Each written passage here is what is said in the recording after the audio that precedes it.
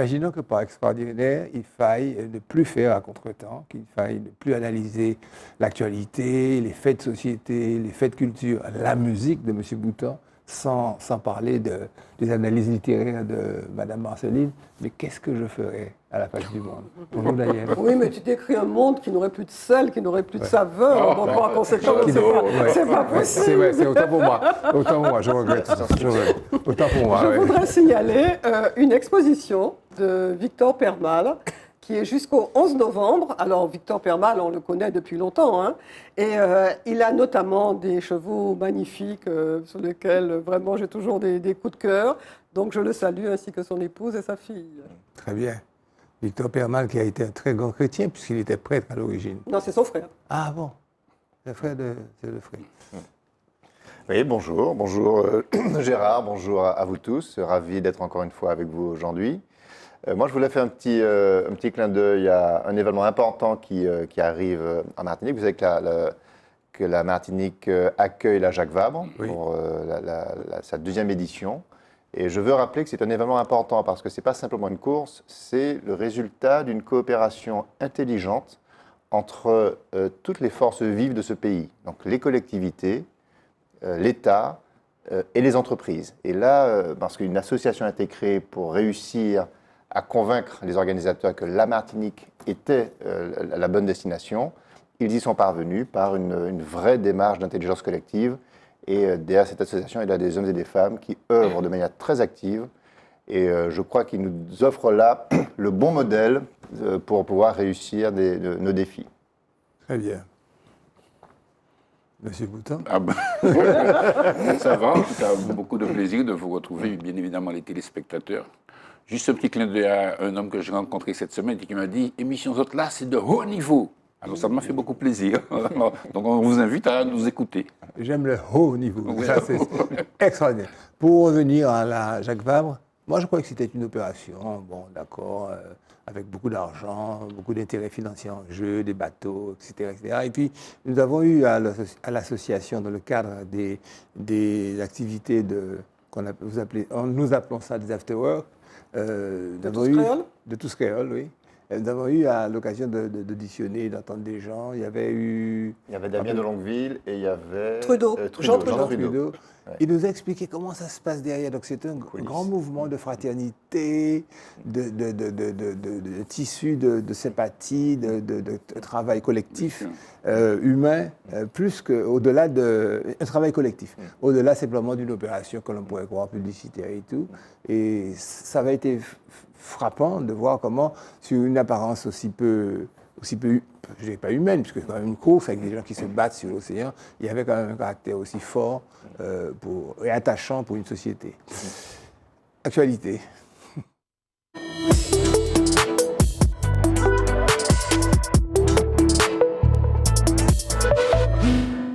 Alors, quand on fait la revue de la presse nationale, on voit tout le ramdam qui a été fait. Ils sont forts, les journalistes. Harcèlement scolaire par-ci. Harcèlement, monsieur Attal a décidé ceci, cela.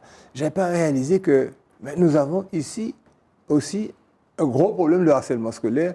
Et c'est de cela que Christian va vous parler. Déjà, on va bien évidemment définir bien le harcèlement scolaire. C'est une violence répétée qui peut être morale ou physique, ou psychologique. Donc c'est vrai que dans le milieu scolaire, ça existe et on a connu ça. J'ai connu l'époque où il y a des cas qui profitaient, profitation. Ah oui, c'est vrai. Il y a des cas qui l'estomac dans les tibouglas parce que c'est anti-coulis, ou bien parce qu'il est trop noué. Tu vois, il y a ça. Il y a une espèce de méchanceté qui existe effectivement entre les jeunes. Et d'ailleurs, ils ont, sur la saison 2022-2023, il y a 60 cas environ qui ont été signalés en Martinique. C'est beaucoup. Vous voyez, rapidement comme ça un petit peu, je fais référence également à ce qui s'est passé en France, où il y a un jeune Guadeloupéen qui s'est suicidé. Vous voyez, et ça a été l'occasion de remettre sur la table ce problème très important. Alors aujourd'hui, l'orientation, c'est bien évidemment il y a un dispositif réglementaire qui existe à ce niveau, il y a des arrêtés ministériels, il y a un plan ministériel qui a été mis en place et qui prévoit notamment la formation des encadrants. Il faut que chaque encadrant soit en mesure d'identifier, d'être suffisamment observateur pour identifier des situations de harcèlement scolaire. Vous voyez ? il faut mettre en place tout un dispositif aujourd'hui pour pouvoir juguler cette situation et faire en sorte que les élèves vivent dans un environnement plus paisible et plus calme. Aujourd'hui, comme je le dis, tout le monde doit être formé. Oui. Et il y a même aussi des orientations qui sont prises pour faire en sorte qu'on puisse créer une espèce de trophée pour un établissement qui s'est signalé dans le combat contre le harcèlement scolaire. Vous voyez, parce qu'il y a cette nécessité effectivement de valoriser effectivement les structures, en tout cas les structures d'enseignement qui travaillent véritablement et qui ont des résultats dans ce sens, quoi. Tellement la situation est déplorable. Oui, Oui, je pense, par rapport à l'exemple que Christian citait, à savoir, dans les écoles, il arrivait qu'on traite celui-là de toilettes. La différence maintenant, me semble-t-il, c'est les réseaux sociaux. Ouais. Parce qu'avant, dans une école, ça restait dans le domaine de l'école, tandis que maintenant, avec les réseaux sociaux, c'est toute la Martinique, quel que soit l'endroit où tu vas, tu peux être identifié. Et donc, c'est ça qui rend la résonance et qui fait que c'est insupportable. Ouais. Oui, c'est ce qu'on appelle. Non, mais je rejoins ce que dit Daniel. Le cyberharcèlement, c'est le prolongement du harcèlement scolaire. C'est le pire. Le cyberharcèlement, c'est épouvantable parce qu'on touche à l'intimité des individus, dans leur chambre, à coucher, à leur domicile. Et on soupçonne mal la violence des attaques qui peuvent se développer sur les réseaux, la méchanceté, parce que derrière l'anonymat aussi, on s'autorise les pires injures, les pires menaces. Et ce phénomène de cyberharcèlement, c'est une horreur qu'il faut combattre par tous les moyens. Sans vouloir être long, juste une petite idée que je partage avec vous, les spectateurs. Dans le temps, j'avais pensé à un programme, parce que vous savez, dans les bus scolaires, j'ai toujours considéré que le premier pas dans l'école, c'est le bus. C'est le bus. S'il y a le bordel dans le bus, ça veut dire qu'il y a le bordel à l'école. Donc, il faut peut-être réfléchir pour mettre en place un encadrement qui évitera un éparpillement. C'est-à-dire que les enfants, dans le bus, restent sur leur portable. Non, interdit. Vous voyez, enfin, et puis on peut passer dans les bus. Voilà, et puis on peut passer dans les bus des documentaires, de la musique, etc. Alors ça fait partie des projections qu'on peut avoir sur notre développement culturel. Mais Bégué avait commencé un travail avec une école. Oui, nous avons commencé. Bon, nous n'avons pas pu finaliser, puisque ce n'est pas évident. Mais c'est un problème général. Il faut que l'éducation nationale, que les collectivités comprennent la démarche. Il faut, dès les bus scolaires, mettre en place des dispositifs structurants. Pensez-vous que ce que nous disons là, être subtil pour être compris par ceux qui nous gouvernent? Non, ils vont comprendre.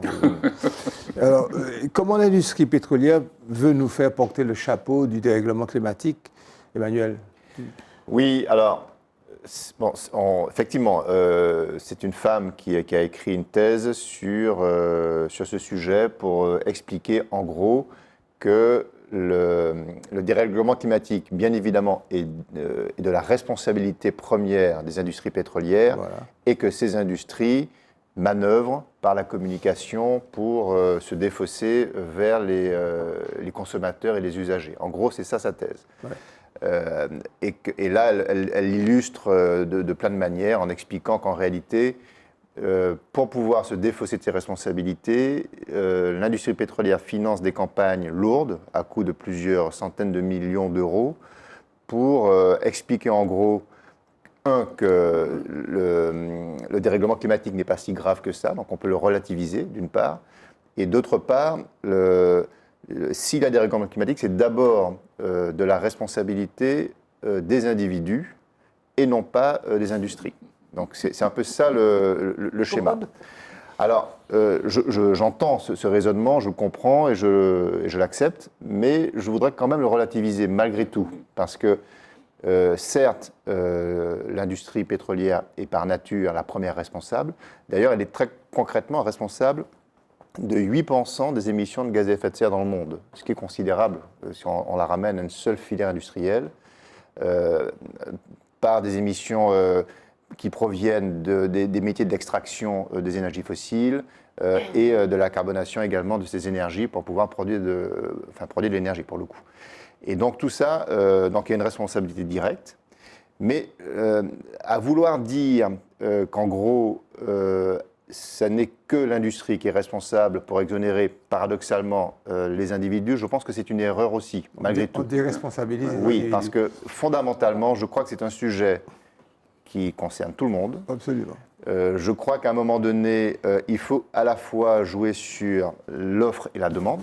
La demande, c'est l'opinion publique. Moi, j'ai quand même été frappé que quand on a touché, quand on a mis dans la rue des centaines de milliers de Français, quand on a émis l'idée d'une taxe carbone en France. Donc ça, ce sont bien des usagers qui ont bloqué complètement cette évolution-là. Il y a eu des phénomènes équivalents quand on a menacé de passer à 80 km/h sur les autoroutes. Donc on sent bien qu'il y a quand même un problème aussi des usagers qui n'acceptent pas d'abandonner quelques éléments. Et donc c'est un combat qu'il faut mener de front en réalité. Côté conscientisation des usagers, des citoyens, et puis bien évidemment pousser les industries d'une part à peut-être de manière plus incitative ou peut-être plus contraignante à investir une part majeure de leurs bénéfices dans le développement des énergies renouvelables. Donc ça, il y a peut-être un travail de contrainte à faire parce qu'il faut bien que cette mutation vienne de ceux qui sont en capacité d'offrir. Mais paradoxalement, ceux qui ont les moyens, en tout cas aujourd'hui, financiers, de pouvoir trouver des voies nouvelles par la technologie et par l'innovation, compte tenu des sommes d'argent qu'elles peuvent mobiliser, ce sont paradoxalement ces industries. Donc il faut vraiment être mesuré dans l'analyse, et je pense que ce n'est pas un bon calcul que d'inverser la charge. Voilà. Daniel ? Alors oui, je pense que c'est pas ou, hein. Je pense que c'est et. Absolument. Mais je pense aussi qu'il faut souligner quelquefois le défaut de cohérence avec des positions qui sont adoptées, par exemple dans les différentes COP, où on dit, pour le climat, où on dit qu'il faut diminuer la part des énergies fossiles.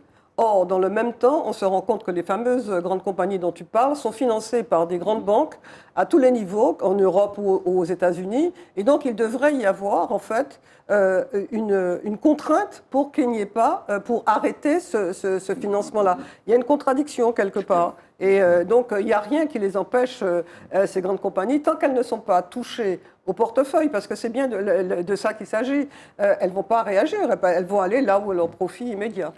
Et je pense que la conscientisation des individus va de pair avec leur effet, leur impact sur ces compagnies pétrolières. Parce que si tu es déresponsabilisé, tu ne t'occupes même pas de ce que fait l'autre, les normes qui, effectivement, à 8%, polluent l'ensemble de l'atmosphère. Je crois que ça va de pair. Ministère de la Justice, un budget 2024 toujours en hausse. Éric Dupond-Moretti, c'est le ministre de la Justice, a présenté le budget du ministère pour l'an prochain qui atteindra 10 milliards d'euros. Ça paraît impressionnant. Eh bien, je pense qu'il faut reconnaître quand même les efforts qui sont faits depuis quelques années. Hein, pour nous qui avions l'habitude, je parle nous, Gérard et moi, de voir les budgets du ministère de la Justice, effectivement, il y a une augmentation sérieuse et nette. Et je veux dire, Dupond-Moretti, depuis qu'il est là, peut-être parce qu'il a une connaissance du milieu, donc des besoins, et qu'il a pu peser sur la balance, parce que ce budget est réparti de différentes façons. Alors, le premier point, c'est l'accent qui est mis sur le milieu pénitentiaire, avec construction de nouvelles prisons, 51 nouvelles prisons, amélioration de la situation du personnel pénitentiaire, augmentation du personnel. Il faut dire qu'on part de loin, parce qu'on a eu l'occasion ici, il y a des parlementaires qui sont allés, des parlementaires martiniquais qui sont régulièrement allés à Ducos pour dénoncer la situation, donc il y a un réel besoin.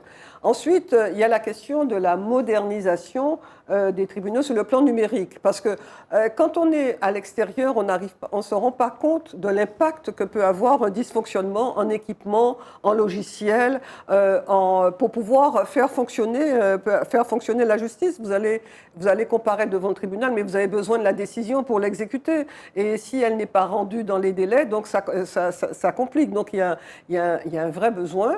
Il y a aussi la création de nouveaux tribunaux, dont un à Saint-Laurent-du-Maroni en Guyane.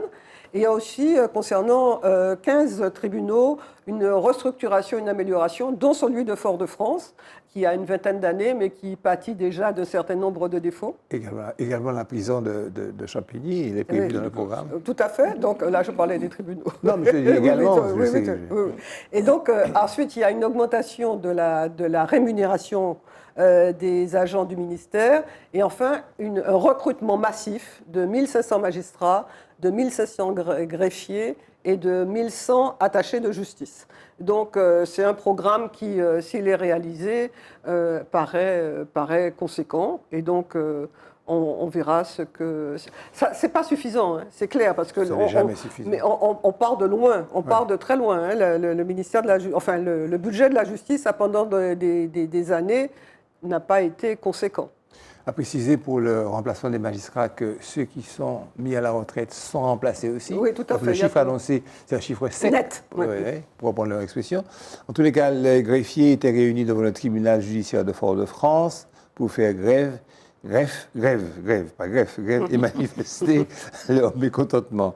Et les mots d'ordre, sans greffe, la justice est à l'arrêt, ben oui, on le sait, nous. De par notre sens du service public, nous avons longtemps refusé de faire grève pour éviter que les justiciables aient à le payer, mais aujourd'hui, c'est un ras-le-bol.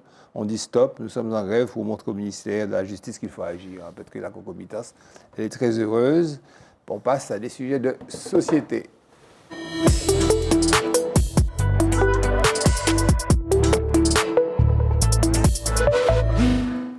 Vous savez que nous allons tous mourir, bon, on a déjà parlé de ça.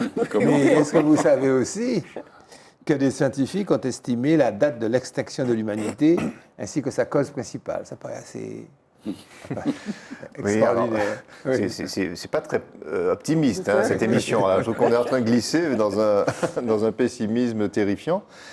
Non, effectivement, les scientifiques estiment que l'humanité va s'éteindre. Mais rassurez-vous, on a encore un peu le temps, puisque l'extinction serait prévue dans 250 millions d'années. Toutes choses étant égales par ailleurs, on a le temps de prendre des dispositions. Alors, 250 millions d'années, c'est quand même très loin. Et là, c'est une analyse qui est faite sur les évolutions, on va dire, naturelles du monde, indépendamment de l'impact de l'homme sur le monde. Ça, c'est le premier point, je vais y revenir. Aujourd'hui, l'humanité s'éteindra parce que la planète deviendra invivable, parce que les chaleurs seront trop intenses. Ouais. Alors, dans 250 millions d'années, comment sera la Terre? Alors d'abord, il faut imaginer, rappelez-vous, dans vos mémoires historiques, les continents à l'origine de la Terre étaient regroupés au nord du globe, ce qu'on appelait la Pangée. Donc c'était un grand bloc de terre. Et puis, avec les mouvements tectoniques, tout ça s'est disloqué et ça a constitué les continents que l'on connaît aujourd'hui. L'Amérique, l'Afrique, l'Asie, l'Australie, l'Europe, etc. Et donc, ce sont des plaques qui descendent et dans 250 millions d'années, ces plaques vont se recoller, mais cette fois-ci autour de l'équateur, dans la ceinture équatoriale, donc dans la zone la plus chaude du monde. C'est ça. Ça, c'est le premier point. On estime qu'à ce moment-là, alors, bien évidemment, je simplifie à grands traits, mais c'est intéressant de voir qu'on est quand même sur un monde qui bouge, sur une géographie qui bouge. Nous, on est des petits insectes, on ne voit pas les mouvements, mais en réalité, si on prend un peu de hauteur, tout ça, ça évolue. Et donc, on va vers ce monde qu'on ne connaîtra pas, mais qui sera constitué d'une bande de terre, une nouvelle Pangée équatoriale, très sèche. On estime que 90 à 92% de cette surface de terre sera totalement inhabitable parce que brûlante, parce que parallèlement à ces mouvements tectoniques, eh bien des volcans vont s'activer, parce que tout ça, la tectonique fait qu'il y a des... Et ces volcans vont produire des gaz à effet de serre qui vont s'accumuler dans l'atmosphère et qui vont réchauffer la planète. Et donc, la planète devient chaude par ces phénomènes naturels d'accumulation de dioxyde de carbone provoqués par notamment les mouvements tectoniques d'une part et par l'ensoleillement qui se renforce d'autre part. Ça rentre totalement dans les thèses de notre ami Eddy. Oui, alors Eddy, c'est ce qu'il dit, mais il a complètement raison, sauf que l'homme, lui, accélère le mouvement. Voilà. C'est ça la vérité. Et il faut bien, et c'est Daniel qui a expliqué ça très bien la dernière fois, il y a le temps de la géologie et il y a le temps de l'homme. Si on laisse la géologie faire sans intervention humaine, on a 250 millions d'années devant nous. Ça nous laisse le temps peut-être de nous adapter, de trouver des solutions, d'inventer des systèmes. Ça nous laisse le temps. Mais l'homme, aujourd'hui, par son action, on va dire, sur la Terre, accélère ce mouvement et produit en quelques milliers d'années, voire en quelques centaines d'années, ce que la géologie naturelle met 250 millions d'années à produire. Donc il y a un effet d'emballement qui est provoqué par le rôle de l'homme. Alors, l'homme est à la fois un problème à ce niveau-là, clairement, mais il est peut-être aussi la solution, parce que si on doit à un moment donné trouver des voies et moyens de lutter contre ce réchauffement et de rendre malgré tout la Terre habitable, eh bien, ça sera par les capacités totalement créatives des hommes, la capacité d'innovation, les technologies qu'on n'imagine pas encore, mais qui vont continuer de se développer. Et donc, il faut garder espoir au génie humain et partir du principe qu'il trouvera des solutions, comme il a toujours fait depuis des centaines de millions d'années, pour s'adapter à un monde qui bouge. Daniel? Oui, alors ça m'inspire deux réflexions. La première, c'est que dans l'évolution du monde qui se compte en milliards d'années, l'apparition de l'homme, c'est en millions. Donc, par conséquent, l'homme n'a pas toujours existé, il peut donc disparaître. Donc ça, c'est la première. Ça gênait la marche du monde. Et puis, deuxièmement, pour rebondir sur ce que tu disais, à savoir que la capacité de trouver autre chose, mais peut-être que ce ne sera pas la Terre. Peut-être que l'homme aura trouvé la façon d'habiter sur d'autres astres, sur d'autres satellites de la Terre. Et donc, il y a bien déjà des essais. Elon Musk est en train privé et même pas un État. Donc, par conséquent, je pense que ça doit nous inciter à être plus humbles, plus modestes. D'abord sur le fait de ce que nous sommes par rapport à l'immensité et à l'évolution du monde. Et puis, d'autre part, peut-être aussi avoir une forme d'espoir en disant que le pire n'est jamais sûr. Peut-être. Tu dis ça pour les hommes politiques, tu dis ça pour tout le monde, pour tout le monde, y compris les hommes politiques. En tous les cas, ce que j'ai ajouté, c'est que c'est la plus belle embalabaille que d'autres menaces potentielles pour l'humanité comprennent. Vous êtes prêts? La guerre nucléaire, parce que là, c'est pas le dingue d'y penser. Une grosse pandémie qui se transmet non pas par le contact, par le toucher, etc., mais dans l'air, toute seule, au-delà des continents. Un astéroïde ou une comète qui vient s'écraser sur la Terre, il semblerait, moi je crois que c'était un élément de science-fiction, mais il semblerait que ça soit possible. Et puis une catastrophe technologique, simplement, une erreur que l'on fait dans un laboratoire chinois, etc. Et puis boum, boum, boum, tout ça, ça répand et ça explose. En tous les cas, ce que je sais, c'est que nous tous, apparemment, nous aimons l'humanité, nous souhaitons qu'elle trouve des solutions, j'ai retenu ton message, et que les choses aillent beaucoup mieux. En tous les cas, de son côté, très humblement, la CTM esquisse les contours de sa diplomatie territoriale. C'est Christian Boutin qui va nous expliquer comment Mme Patricia Attel, qui est en charge, a pris le devant. Ce n'est pas cette fois-là M. de Chimie, c'est Patricia Attel qui a pris le devant pour expliquer ce que c'est. C'est en soi, on parlait d'humilité, c'est en soi déjà un progrès, n'est-ce pas? Diplomatie territoriale. Ouais. Alors effectivement, les mots parfois peuvent nous emporter. Ouais. Donc il faut parfois les tempérer, il faut les ajuster. Les ajuster. Bon, plusieurs éléments. On peut déjà dire effectivement que c'est un concept de rapport territoriaux qui est aujourd'hui admis par le gouvernement, et notamment dans les questions d'autonomie, tout ça. Je veux dire, les questions de rapport avec les pays proches ne sont plus dans la verticalité de la direction de l'État. C'est-à-dire qu'il y a un besoin effectivement de parlementer, de discuter avec les pays, ce que M. Letchimy a fait et ce que... Bon. On peut dire aussi que, par exemple, sur le plan du CARICOM, je crois que nous sommes intégrés dans le CARICOM actuellement. Oui. Invités, associés. Oui, en tout cas, la démarche, elle est très concrète. Oui. On peut dire également qu'il y a, avec Sainte-Lucie, par exemple, des opérations qui sont faites sur 15 produits pour favoriser les échanges économiques. Voilà. Sur la justice, avec Sainte-Lucie. Absolument, tout à fait. Donc, je crois que, si vous voulez, c'est vrai que si on parle de diplomatie territoriale, t'as qui dit, mais on n'est pas un État, on n'est pas souverain, quelle histoire de diplomatie et tout et tout.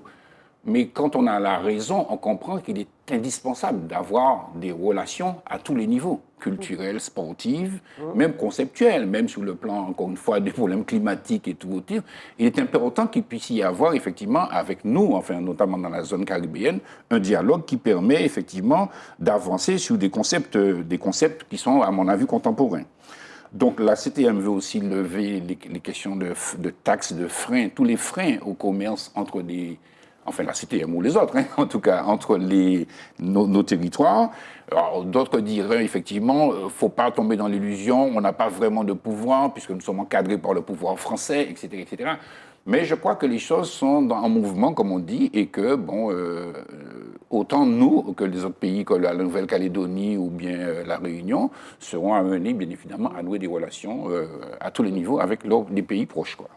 Il y a des susceptibilités à fleur de peau. Et je sais que dans l'attention de ce qui se passe surtout au niveau du plateau roi, on pourrait mal interpréter mes propos.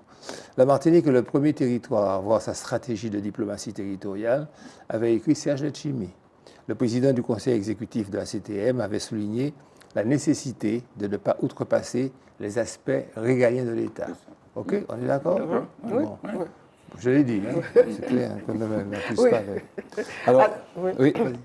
Oui, je veux dire, pour qu'on soit peut-être complètement cohérent, pour que ce ne soit pas qu'un vœu, je pense qu'il faut qu'on intègre aussi dans notre façon de vivre les langues, l'apprentissage des langues, et puis la question des transports, la communication entre les îles. Donc ces deux, pour appliquer pour une meilleure diplomatie territoriale, je pense qu'il faudrait favoriser aussi ces deux points. Il y a une question de normes aussi. Oui, Emmanuel avait une fois absolument. expliqué qu'il n'y a pas de compatibilité, donc il y a un travail énorme. Je ne sais pas comment il va y arriver. Oui, alors ça c'est sur le volet économique, parce qu'il faut être aussi lucide malgré tout. Il y a un appétit des îles environnantes de rentrer dans le marché européen via la Martinique. Et si effectivement, donc c'est pour ça qu'il faut regarder ça avec beaucoup de circonspection, si on abat nos frontières, on peut aussi démonétiser notre tissu industriel qui, lui, résiste à cette invasion qui est beaucoup plus puissante que nous, puisqu'elle vient aussi avec des moyens américains. Je parle de moyens industriels. Et là, on assiste en réalité à un rapport de force États-Unis-Europe sur notre sol. Il y a cette réalité-là aussi qu'il faut regarder, dont il faut prendre en compte, absolument. La région Guadeloupe a signé un accord de coopération avec la République dominicaine dans le domaine du tourisme. La ville de Saint-Denis de la Réunion a signé un accord de jumelage avec la ville de Guangzhou en Chine. Ouais, c'est l'autre bord. Ouais, bon. Et la collectivité de Martinique a signé un accord de coopération avec la République d'Haïti dans le domaine de la santé. D'accord? Culture maintenant, s'il vous plaît.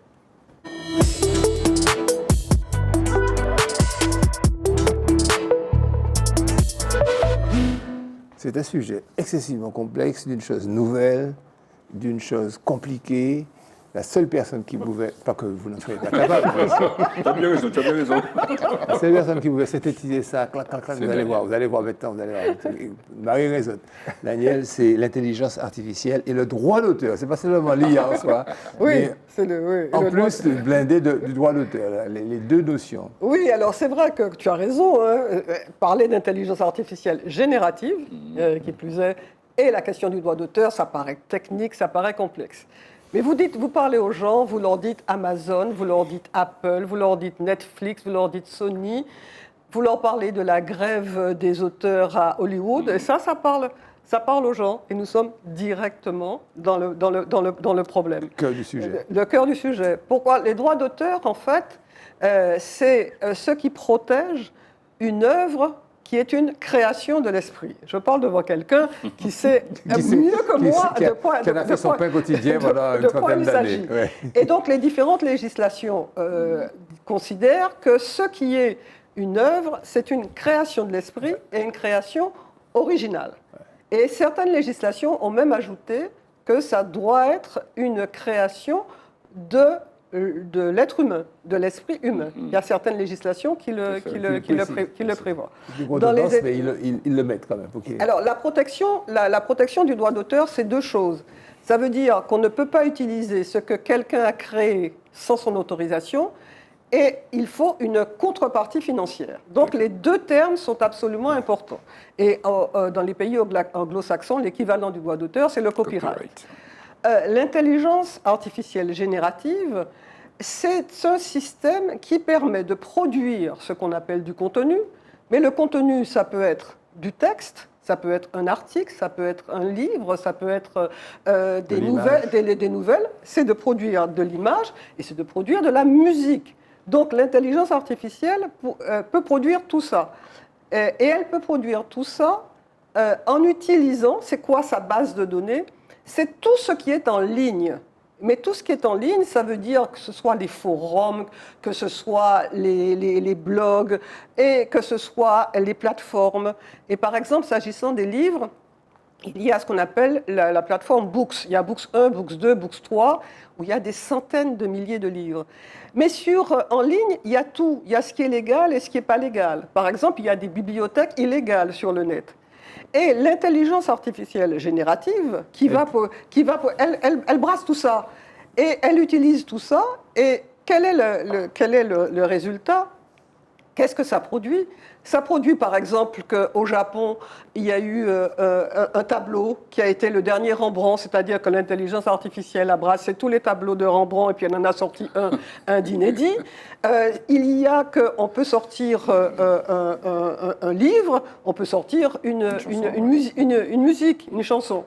Attends. Ça veut dire que je dis à l'IA, mélancolie, tristesse, rivière, chapeau, rose, de me faire une poésie, et il donne quelque chose de oui, oui, tout à fait, parce qu'il a accès à des centaines, voire des millions de sources. Et il met tout ça en place. Tout ça en place. Et donc, ce qui se passe, c'est que, d'où la grève de 148 jours quand même des auteurs à Hollywood, ils sont 11 000 auteurs à produire pour le cinéma, pour les séries, pour Netflix et autres, pour la télévision.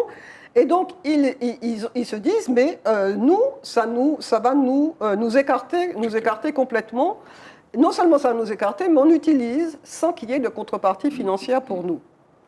Et puis, autre réaction, depuis 2 ou 3 mois, il y a de plus en plus d'auteurs, notamment aux États-Unis, qui ont fait, et des auteurs connus, qui ont vraiment des audiences et qui vendent énormément de livres, pour dire que l'intelligence artificielle générative, tout ce qu'elle brasse, il y a y compris leurs œuvres qui nourrissent le système. Or, en utilisant leurs œuvres sans leur autorisation et sans contrepartie, il y a une violation.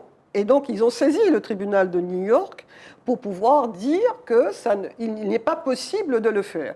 Alors, face à ce qui paraît inéluctable, une marche compte tenu du progrès, compte tenu de l'évolution chaque fois plus élaborée de ChatGPT et de toutes ces déclinaisons, on se dit quelles sont les réactions possibles, quel est l'avenir? Alors, une première possibilité, c'est de réguler. Par exemple, on peut considérer qu'il peut y avoir des lois. En France, au mois de septembre, il y a eu des députés qui ont déposé une proposition de loi concernant l'utilisation de l'intelligence artificielle générative et le droit d'auteur pour essayer de protéger davantage. Il peut aussi y avoir on peut concevoir un système financier. Comme je l'ai indiqué, le droit d'auteur, c'est d'une part la protection et d'autre part la rétribution. Et donc, il y a de plus en plus de personnes, de spécialistes, qui imaginent qu'on puisse mettre en place une redevance qui va alimenter un fonds, et ce fonds va redistribuer, et Christian connaît ça aussi très bien en musique, et pour pouvoir indemniser les auteurs. Je rappelle d'ailleurs que la grève qui s'est terminée avec les auteurs aux États-Unis, le compromis, c'est qu'on puisse toujours utiliser l'intelligence artificielle, mais qu'il y aura une contrepartie pour les auteurs. Les auteurs, un fonds, une caisse. Et puis, la dernière possibilité, donc entre la régulation, entre la question financière, c'est on ne peut rien faire. Il y en a qui disent c'est inéluctable et seules les grosses sociétés pourront faire des procès, mais les autres ils vont être laminés. Ça pose des questions, effectivement, mais je pense que c'est toute l'évolution de notre société qui est questionnée par rapport à cette évolution de l'intelligence artificielle générative. Ça part du principe que l'évolution technologique qui permet à ces réseaux neuronaux, c'est au pluriel, de créer comme l'humain crée, d'avoir la créativité, peuvent être décelés par d'autres systèmes. La technologie permettrait également de déceler ce travail artificiel qui sera fait pour certaines œuvres, qu'elles soient picturales, qu'elles soient... Oui, mais il y en a qui se disent oui, mais quand on considère que l'intelligence artificielle, elle utilise ce qui est en ligne. Et ce qui est en ligne, c'est aussi bien la production humaine que la production aussi intelligence. Donc, à un moment donné... Il y a une frontière. Ben oui, mais ça sera plus difficile à trouver. Christian. Ben, très succinctement, jusqu'à maintenant, on avait été habitué au fait que la technologie avait favorisé la démultiplication des usages. Hein, la cassette, l'audiovisuel, le ceci, le cela, jusque le CD... Le disque vinyle, et puis on voit aujourd'hui le numérique, etc. Donc il y avait une dématérialisation qui, progressivement, a impacté, si vous voulez, des professions, des circuits, des filières de revenus. Hein, rappelons, la musique enregistrée ramenait du chiffre d'affaires. Aujourd'hui, c'est numérisé. Donc, si vous voulez... mais à la base, il y avait toujours le créateur. Le créateur qui est confronté à une... Bon, rappelez-vous aussi qu'on ne pouvait pas enregistrer dans un spectacle. Aujourd'hui, la technologie fait que on ne peut pas empêcher aux gens d'enregistrer, de prendre des photos. De films. Tu vois, donc, si tu veux, la technologie bouleverse le droit. Mais jusqu'à maintenant, l'auteur était préservé globalement. Là, c'est différent. C'est à partir du cumul de programmes, une intelligence artificielle va faire une nouvelle œuvre. Elle va remplacer l'auteur. C'est ça. Donc, c'est là que je voulais souligner. C'est là que c'est compliqué, parce que c'est pas... techniquement, en réalité, l'IA se laisse influencer par les productions du monde, plutôt qu'elle pique en réalité les contenus du monde. C'est très subtil comme... et là, je pense qu'en termes de droit, ça sera compliqué. De même qu'un auteur vivant est influencé par d'autres auteurs pour produire son œuvre, l'IA aujourd'hui arrive à un degré de sophistication que c'est une espèce d'influence qui lui permet de créer une œuvre totalement nouvelle. Et la deuxième chose qu'il faut peut-être aussi intégrer, c'est que derrière l'IA, il y a quand même ce qu'on appelle, aujourd'hui, mais ça a peut-être changé, aujourd'hui, il y a ce qu'on appelle les prompteurs. Ce sont quand même des individus qui donnent des consignes à l'IA, donc qui rédigent la consigne.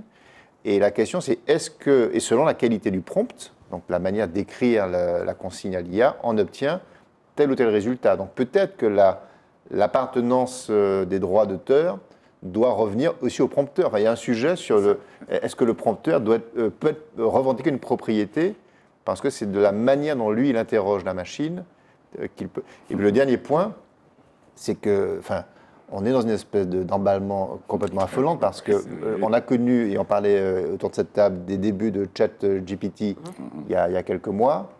Depuis, il y a des versions qui se sont accumulées, et les progrès de ces outils, et il y en a d'autres. Hein. Il y a Midjourney pour tout ce qui est production d'images. Il y a Bard qui arrive sur Google. Qui est arrivé sur Google.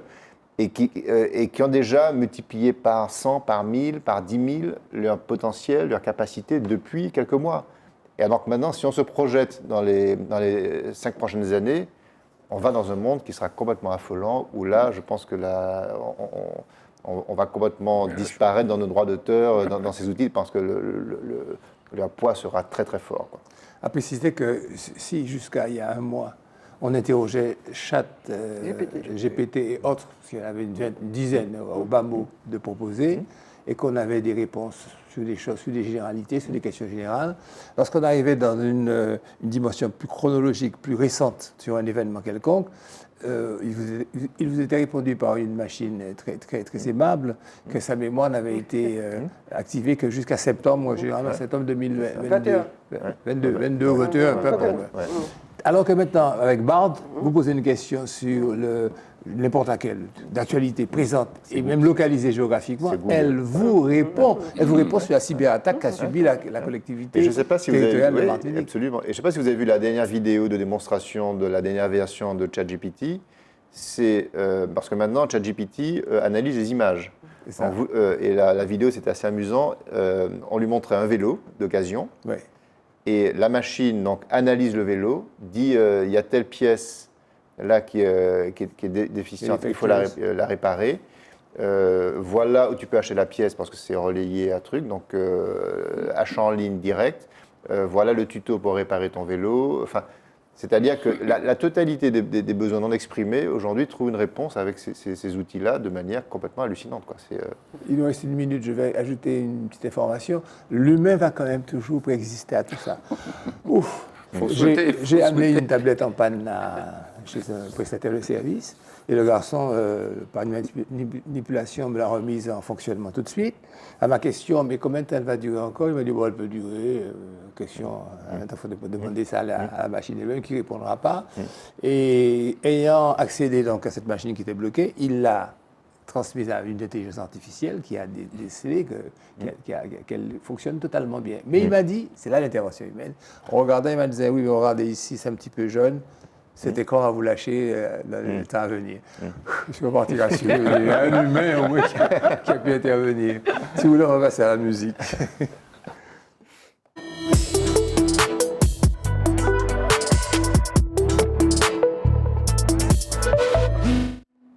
On va parler d'un garçon qui a commencé le piano à 14 ans et qui a accompagné actuellement une chorale, celle de François, de l'église du François, qui a rejoint Paris.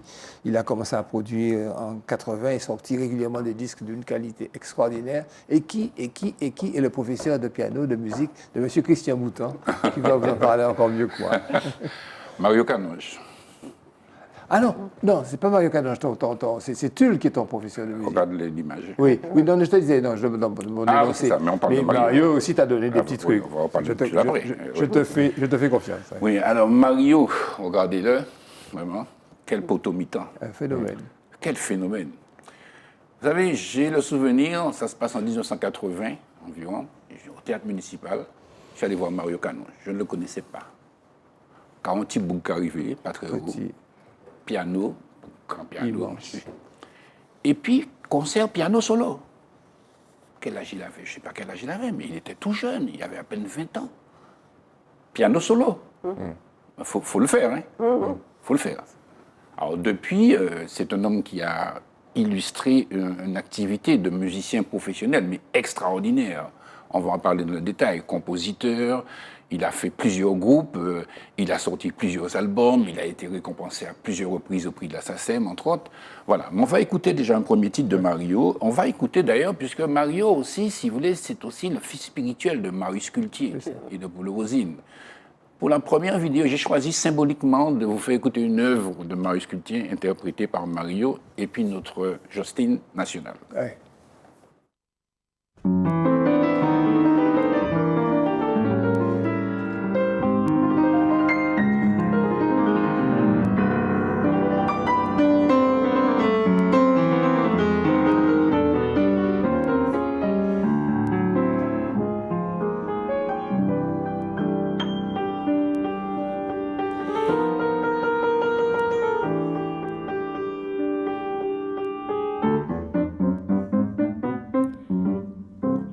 Si bon Dieu était tout n'est moins en fleur, m'en demandé changer ou tes oiseaux.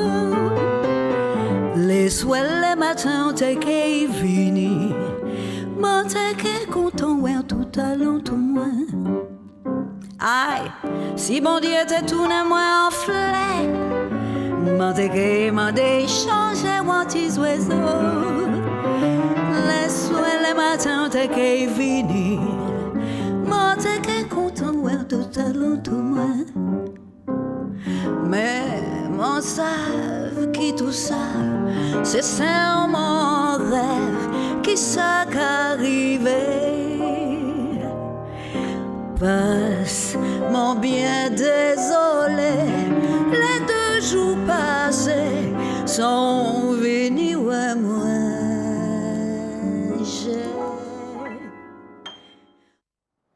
Alors, il n'y a pas de silence. Mario, il remplit tout. À chaque note que la chanteuse ou le chanteur fait, Mario, il a. C'est extraordinaire. Il a signé 309 titres, mais aussi des compositions pour les télévisions, parce qu'il a pour la télévision Nouvelle-Calédonie, la télévision en Guyane, la télévision Martinique. C'est un professionnel au sens propre du terme. Vous voyez, il a produit plusieurs albums, dont son premier album, ça s'appelait Retour aux sources, sur lequel il y avait Pays moins jodi, et Laissez parler, cette mazurka merveilleuse que je vous invite à découvrir avec la merveilleuse voix d'une Guadeloupéenne cette fois, Tricia Evie. Tricia Evie.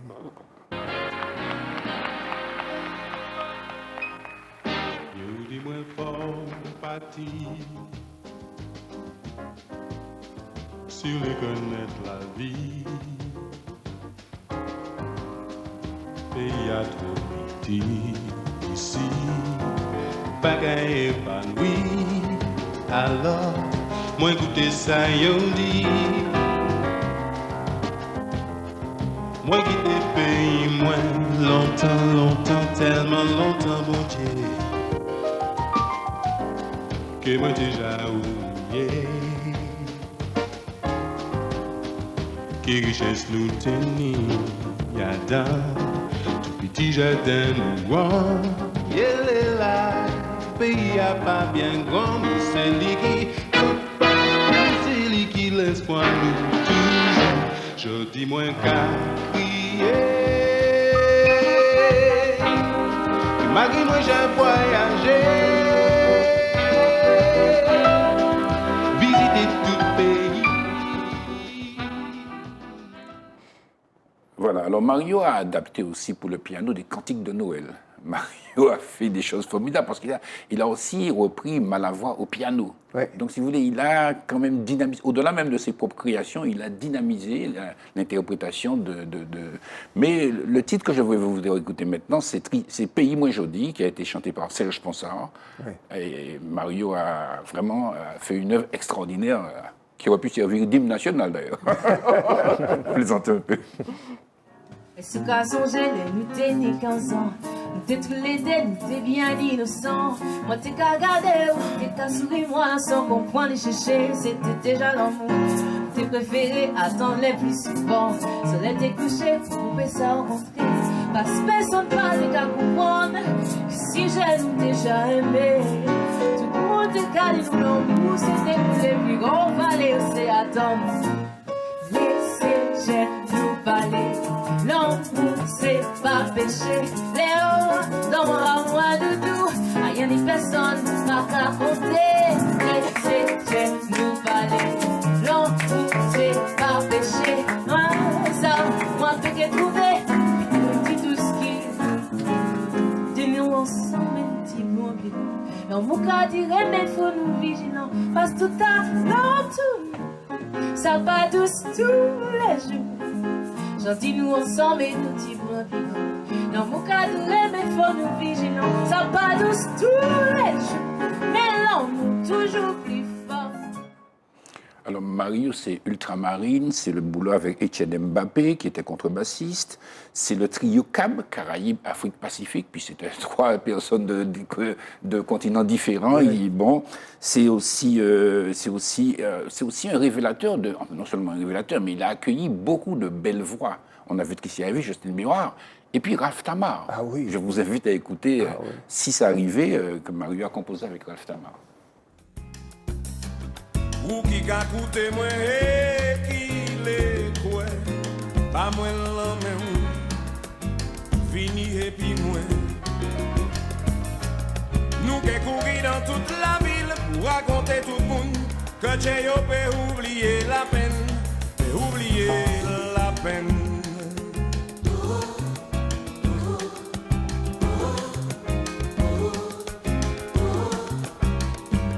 Si vous ça rêvé,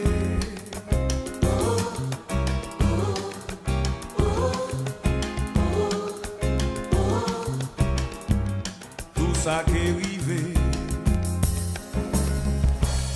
ou qui a coûté moi et qui l'est quoi, pas moi la même, fini et puis moi. dans toute la ville pour raconter tout le monde que j'ai peut oublier la peine, mais oublier la peine.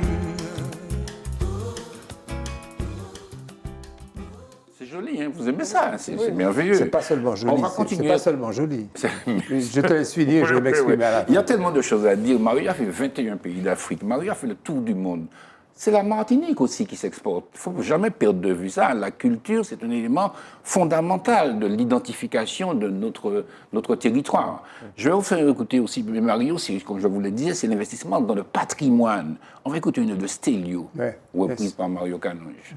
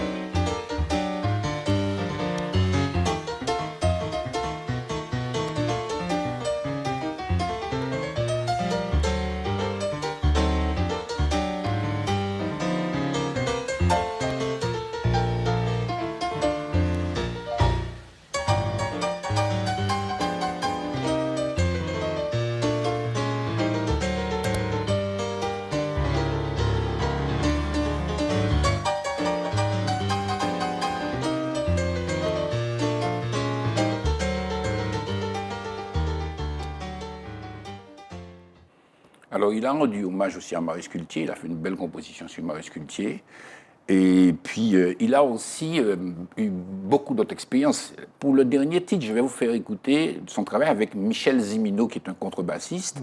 Et je vous laisse saluer le Baiser Salé. Le Baiser Salé, c'est une salle qui est à Paris. Je pense qu'on devrait passer une convention avec le Baiser Salé. Non, je vous dis ça en titre de politique extérieure culturelle. Parce que le Baiser Salé accueille les artistes des Antilles. Et il est temps, à mon avis, que nous puissions avoir, enfin, en tout cas, que nous prenions conscience du rapport qu'on a avec Maria, d'ailleurs, qui est la responsable du Baiser Salé. Et voilà, donc je vais vous faire écouter avec Michael Zimino, c'est aussi le côté international de Mario Canonge et c'est aussi son empreinte sur le jazz. Très bien, très bien.